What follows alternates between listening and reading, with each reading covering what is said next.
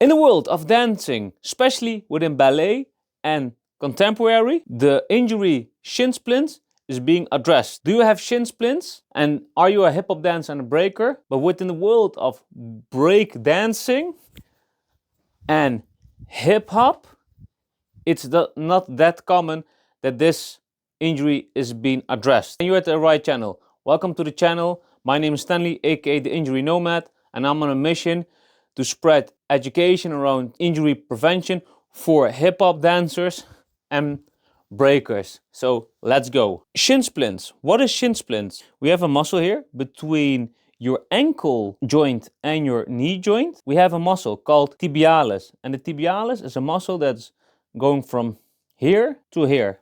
The function of this muscle is to absorb the shock when you're moving. Example, when you are walking, when you're running, boom, boom. When you're jumping, boom. And to make more specifically for breaking, up rocks and top rocks. And for hip hop, like bouncing, boom, boom, boom, boom. Yeah, yeah. If your tibialis is not strong enough to take this force over time, after a couple of weeks, months, even years, you put so much pressure on your shin that you will feel irritation within this muscle, shin splints. The three causes for shin splints within the world of hip hop dancing and break dancing. Reason number one. Reason number one is the footwear you're wearing. These days, a lot of people have narrow shoes. For an example, this is like a feet, yes? When you are born, till you are 6, 7 years old, you have the ability to move your feet freely. And also because the feet, your big toe is there to stabilize your feet. And because you are stabilizing your feet through the big toe, you will have childlike ability within your lower leg muscle. But because from the age of say like 6, 7, you are starting to wear shoes that have like a narrow toe box, that is disrupting the functionality of your big toe. So the stability of your feet is being disturbed by shoes that have narrow toe boxes. Let's translate this to dancing, for hip hop dancing and break dancing. You see a lot of dancers wearing Air Force One, the classics of course, Adidas or Puma for the breakers, and many other sneakers. But what is the problem with those shoes? Those common shoes have very narrow toe boxes, and because of that, the feet will grow more like this, bam. If you are wearing barefoot shoes, maybe you have saw that, those barefoot shoes like in the shape of a feet, you think like, what is this? But that is better for creating those freedom with your feet, because the functionality of your feet is to move freely and to stable your movements from your lower legs and of course your whole body. An example, you have also other barefoot shoes. I'm wearing these kind of shoes, Barematics. That is a barefoot shoe brand that creates sneakers. By the way, this is not promoted material. This is just the shoes that I'm wearing for dancing, and it really helped me out because these shoes have bigger toe boxes, and because these shoes have bigger toe boxes, my feet are able to move more freely, and because my big toes can move freely, I can take more of the stabilization. My feet can stabilize itself much better. Reason number 2, you have very tight calf muscle. Here's my calf muscles. They are big and strong. You have here the calf muscle. They're beginning at here, at the back of the knee, till like here above your Achilles tendon. And because you have tight calf muscles, there is a lot of stress being put at the front of your leg. So imagine, these are my shin muscles. The back of my sweater is my calf muscle. If my calf muscles are very tight, gonna go like this. You see, the front of my sweater is being more tight, and if that happens, a lot of stress be created, you know. But when it's stretched out, there's no stress here, and there's also no tension at the front. Reason number 3 is your shin muscle, your tibialis, is not that developed. Don't worry, this is, in my opinion, the most undertrained muscle within every sport. In some sports like Muay Thai or kickboxing, they are making this much, they are hardening this, or they are using certain exercises to create strength within the tibialis muscle. We have now 3 causes, but we also have solution.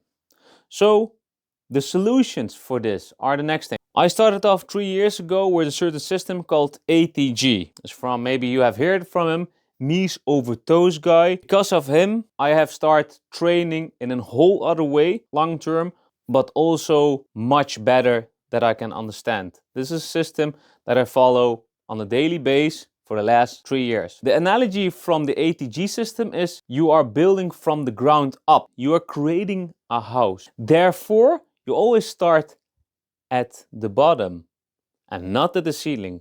If you know how to build a house from ceiling level down, let me know. I'm interested. Think about the cost. My feet. My big feet cannot move that well. Take off my wonderful socks. Yes. My feet. First exercise what you're gonna do is backwards. So we have the ability to walk forward because we are always moving a lot of forwards or sidewards or diagonal, not a lot to the back, but hip hop and breakdancing are moving every way. Dancers have more shin development than other traditional sports like running or football or American football or rugby, say like that. You have the ability to walk forwards, but you want to work in reverse. You want to work backwards. What you're gonna do with this exercise? There are a couple of levels from this, from walking till running. What you're gonna do? You're gonna stand like this. You set 1 foot to the back and move slowly. Backwards walking. Take it slowly. If you have shin splints, take it gradually. And try this eerst at your home or at your dance studio or in the gym. Take off your shoes, take off your socks, look at your feet and try to move your feet to the back.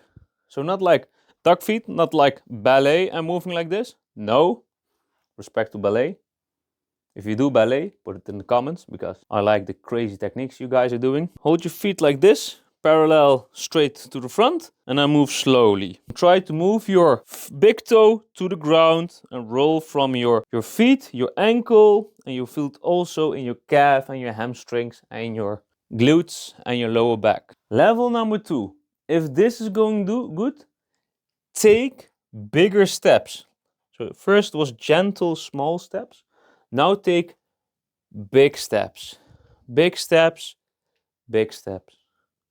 Take big steps and take big steps. If you take bigger steps, there is more impact on the back of your leg muscles. And also at the same moment, if you do slowly, you have also a little calf stretch. So you're doing 2 things. And you're training your feet and you're stretching your calves. So with this one exercise, I already attacking 2 of the major causes. And then if that is going gradually very good, I already feel it right now, so that's good. You can do a little bit jogging. Yes? Go jogging and go jogging. Go for the jog. Because you're doing jogging, you're putting more force on your legs.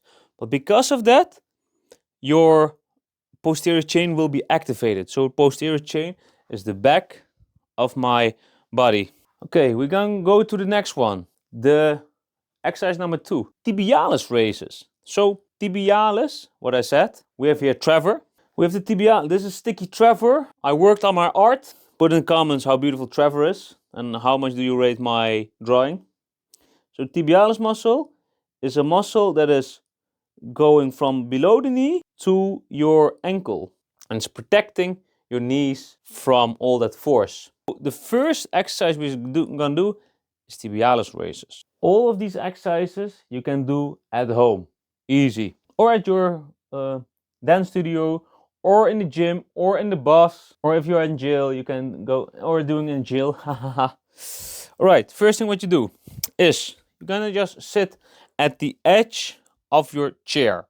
You want to have 1 foot going straightened to the front, and you start by flexing your feet. You want to put your feet on the ground, start your toes are going to the ground, and going up and down, going up and down, going up. Do this for like 25 times. So imagine I've done 25, yeah, 25, and then do other side, 25. So it can be that one side is more sensitive than the other side. Always start with your most sensitive and painful side. Why? Imagine if my right side is the injured one and the left side is the less injured one. If I start with the strong one and I can easily do 25 with my left side, so with my healthy side, but I can only do 10 with my right side, I get imbalancement. So always start with your weak side. So that's level 1. Level 2 is both feet straightened. Start with your feet flexing to the ground and go up, down, go up, go down, go up, go down, go up, go down, go up. I already feel this because this is a really wonderful exercise and it's good for your... Right, we go to level number 3. So level number 3 is like same like level 1, but now standing. So don't put your back to the wall, put your back from the wall. One foot is to the back and other feet is in front of you. Put your feet on the ground, go up, go down, go up, go down, go up, go down, go up, go down, go up, go down. Yes? If you have done 25 on one side, then you do 25 at the other side. So imagine I've done 25. Okay, switch. Now I'm gonna 1, 2, 3, 4, 5, 6. And what you want to do is don't bounce like this. Yeah, you know, even if you are a hip hop dancer, bouncing is a basic technique. Don't bounce. Think like a popper. Go slowly into the movement. Own the movement. Bam. Bam. Your feet can touch the ground, but your feet is not allowed to go powerful like this. Bam. Slow and steady. This is for rehabbing and strengthening your muscles. And if you have shin splints, you don't want to go explosive. Or if you're crazy, just do it. I warned you, it's on your own risk. Then we have level 4. Level 4 is you have both feet straight into the front or your legs straight to the front. Starting up and going down. Going up and going down. I've done this exercise for the last 3 years. I think it's my top 4 of all-time favorite lower body exercising. Because through this, I've protected my knees, I've protected my ankles, I've protected my shins. From all the force, from the jumping and dancing and breaking. So if you have done this, now the harder one comes. So this is like level 3, but now on one leg. And you already see I have less range of motion because I'm doing this.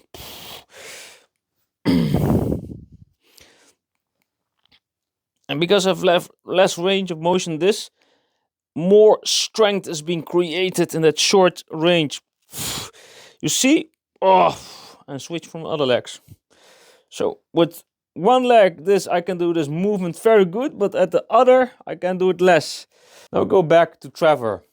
I know you have a very skinny front side, but you have like a turtle back, you know? It's inlined, it's asymmetric. It's symmetric, I mean, you know? So we have the calf muscle. The calf muscle exists out of 2 muscles. Gastrocnemius is a muscle that is like above the knee to like to the mid of the calf. That's the big calf muscle. Then you have also the smaller muscle, the soleus, is a much smaller muscle within the calf muscle that is going from like the mid calf till like the Achilles tendon. Think about going to the sole.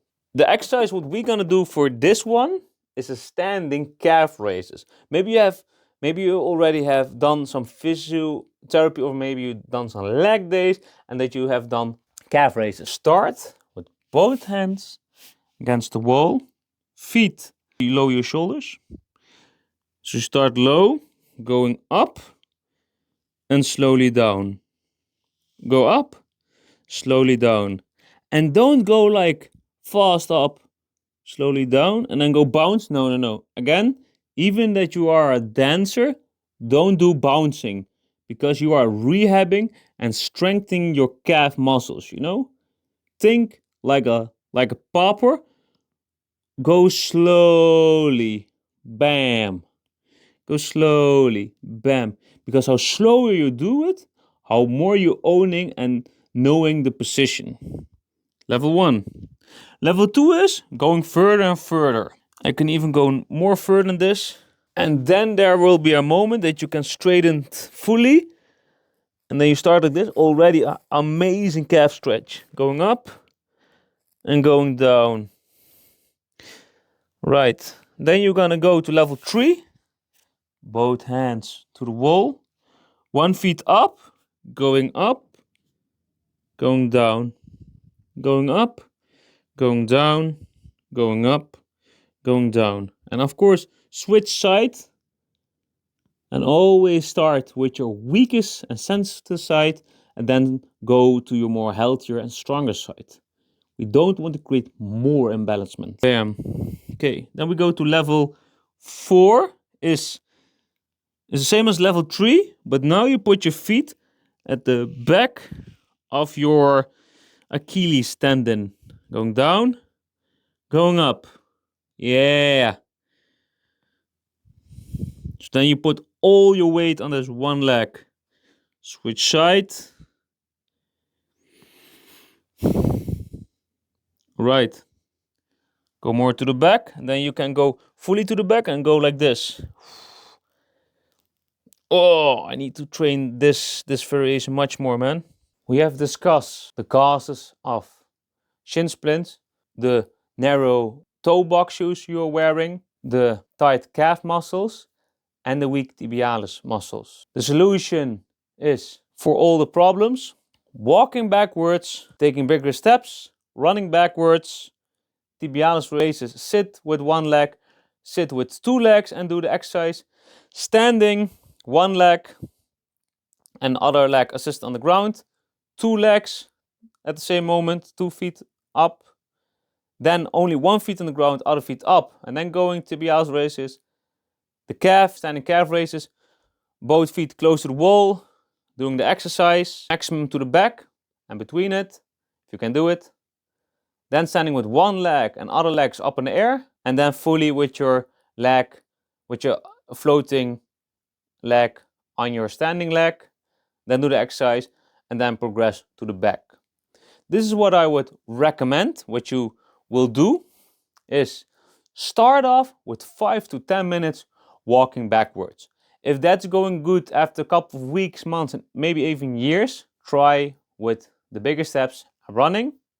For the tibialis raises, everything till with the 1 foot, so level 5 that you only do with 1 foot on the ground standing, 2 sets of 25. If you do it with 1 leg only on the ground, do 2 sets between 15 and 20 reps.